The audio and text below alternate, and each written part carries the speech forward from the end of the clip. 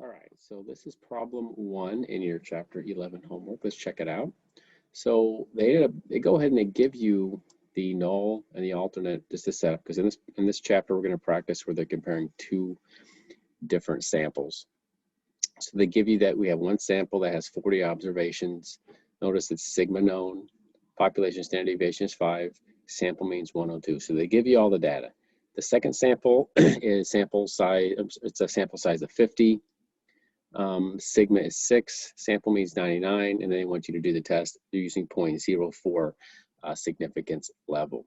So remember, this is, I think, for your chapter 11 homework, I believe the first 6 problems will all be the sigma known. So I want to make sure you see the formula when we get down in a minute.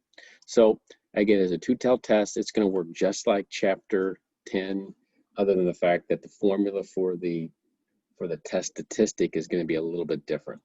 So notice again, the first part, we know that again, this is a two-tailed test, but notice how we're stating it. It's basically one population compared to the second population. So we just say mu1 equals mu2, or mu1 does not equal mu2. It's a two-tailed test. So to get your decision rule, the way they get these z values, because remember it's still sigma known, is using 0.04 level of significance. Remember how we do that is because this is a two-tailed test. You would set it up, so I'll just kind of illustrate. So you've got two tails, upper and lower, and each tail would get 0.02. So in your table, you're technically looking up 0.48 because remember, zero's in the middle. So once you find this area between 0 and the area that's 0.48, you're going to get a z value that's going to be right at about 0.205. That's where they get this. And of course, you do plus and minus, because again, it is a two-tailed test. So it works pretty much exactly like you would have done this in chapter 10. Now, in terms of the test stat, let's move down there. So when it says compute the value of the test statistic, and then we're going to convert that into an area to get the p-value. Let me show you the formula. The formula that we're going to be using is right here, where you're basically comparing sample means. Notice 102 minus 99. Look at the denominator. You've got the sigma squared over the sample size. So you have one sample size, and then here's your other sample size, and the sigma squared over the sample size. Hit that square root button, that's in your denominator. And then once you plug it in, that's how you get your test stat. So this is that new formula. It's not hard, you just have to make sure you know to use this formula to get your test stat. And in this problem, you'll get, again, 2.59. And again, these numbers, the 102 and the 99, and we move back up, remember, they give you all that right up here as you read the problem. Sample means 102, sample size, sample of 50 observations, and so forth. So they're kind of making it easy by just giving you all the data, and then you just have to plug it into your formula. Now, once you get that test stat, of course, you have to decide if you're going to reject the null. And again, let me go back up and let me set the parameter again on this one. Let me change my stylus. Okay, so we've got the setup here is, there we go. So if we've got 2.05 positive and negative 2.05, this is a positive 2.59. Of course, it's going to land in this shaded area, which again, you're going to say reject the null. So that's essentially the same as you were doing in chapter 10. And then after that, you just have to convert, they want you to convert your test stat into a p-value. So again, you do it the same way we just did before. You got to look up that 2.59, which is your test stat, and you want to find the area that's to the right of that. And when you do that, let me move down, I'll just show you the calculation. And again, so remember, you have to double it once you find it because it's a two-tailed test. And so what they simply do is once they double that, which is the 0.5 minus 0.4952 times 2, they're going to come up with that 0.0096 as the p-value. All right. So other than that, the first 6 of these, this is number 1. The first 6 of these, what we'll be doing is practicing that formula. All right. So that's problem 1. Let's check out problem 2. All right, so in this one we've got, and again, you'll notice that they went ahead and they gave you the null and the alternate. This, of course, is a one-tailed test. Again, notice mu1 compared to mu2 comparing two samples. It's an upper tail test because that is greater than. And so then, of course, the decision rule, you got to be able to find that test stat. In this case, they're throwing different significance levels at you.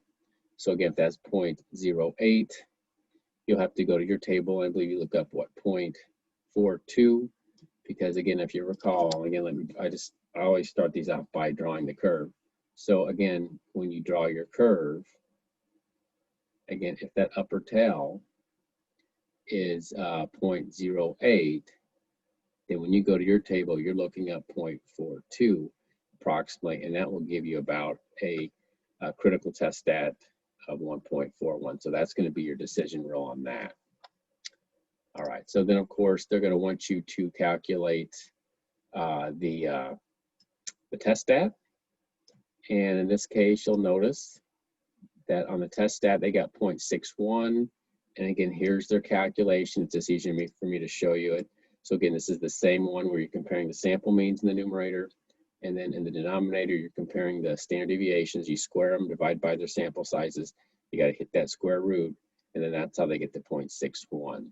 And of course, that's not going to be in a shaded area, so we're going to say do not reject because this 0.61 is smaller than 0.41. And then of course, then you got to convert the 0.61 into a p-value just like we did before. So you got to look that up, and then once you find the corresponding area, you just subtract it from 0.2291, and you're going to get a p-value of 0.2709. And that would take care of part E on problem 2. All right, let's check out problem 3. And on this one, you've got to come up with, you've got the null alternate, and they wrote it right up here. You're comparing, in this case, two different brands of baby food in terms of gaining weight. And notice they just labeled one as Gibbs versus the competition. This one, notice the alternate hypothesis is a less than, so it's going to be a lower tail test. So you always want to put a negative in front of that critical value when you do your decision rule. Again, at 0.05 level significance, again, this is all sigma known. You should get about 1.65 negative, or 1.645 negative, but they're not consistent with that. But this approximately is what you want to use. Then of course you got to do your test stat, and remember the format for test stat is the same one we've been doing. That, which is right here. Notice they're simply just comparing the means in the numerator, and then here's your denominator with your sigmas, and then they get a negative 0.94 as your test stat. And then again, you compare that. Move this back up.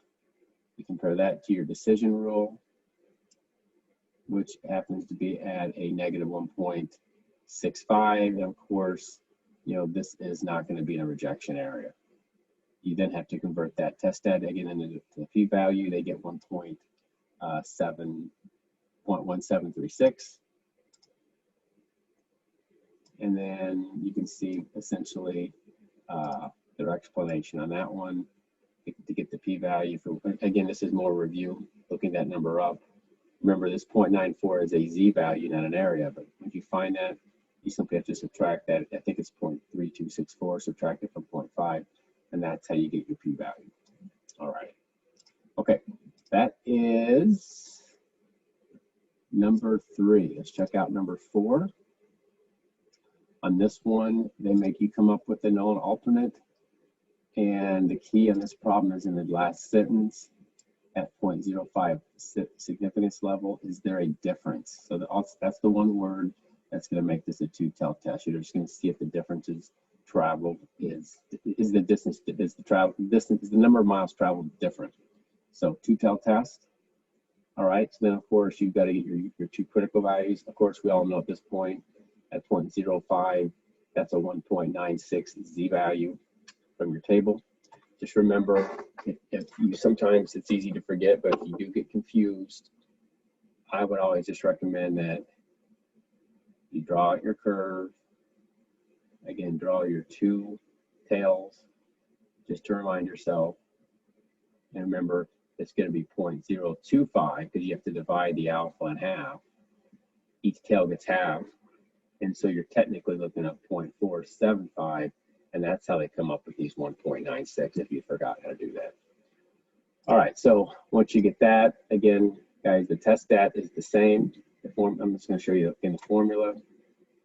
Just practice it. Again, the numerator is comparing the means, and then there's your denominator. They get a negative 1.5 through test stat.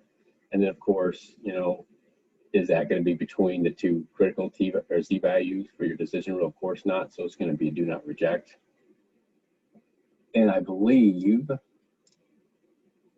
that is it on this one. They do not ask you to calculate the p-value on this one. All right. So that is number 4.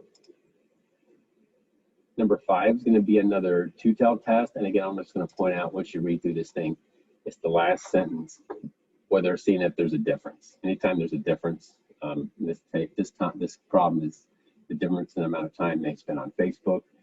It's very similar to the previous problem at alpha is 0.05. Notice it's the same Z values. You have to get the test stat. So again, I'll show you. It's easy for me to show you than to write it all out. Because sometimes my stylus acts up sometimes. Here's your formula. Hopefully you're getting used to this new formula and the test stat. You get that, and then of course, once you do that, you got to convert it. They want a p-value in this problem. So go to your table, looking up absolute value 1.59. And of course, you're going to have to double it. And they get a p-value. It looks like it's 0.1118. Well, in this case, then of course, you're going to say reject the null. All right. I think that's all they want on that one. All right. And then you just have to come up with your conclusions. All right. One more on the sigma known. This was what, number 5. And then on starting at number 7, we'll do the sample standard deviation. On this one, notice they grouped the two data. You've got them right here, the two different samples. And in this case, it's a one-tail test because it's higher wages. They want to see if they have higher that's greater than. So this is going to be a right tail test. They're using significance level of 0.02. You should be able to look up 0.48 in your table and get about 2.05. So you've seen some of these numbers before. It should be fairly repetitive. And then let me go down and show you the formula again. Here's your formula for your test stat right there. And of course, you're going to compare that to your critical value. In this case, you will say reject because 2.09 is greater than 2.05. And then the p-value in this problem is going to be 0.0183. All right, so once you've done a couple of these, you'll see some repetition. Now, starting at number 7, I'm going to pause this. I'm going to do a second part.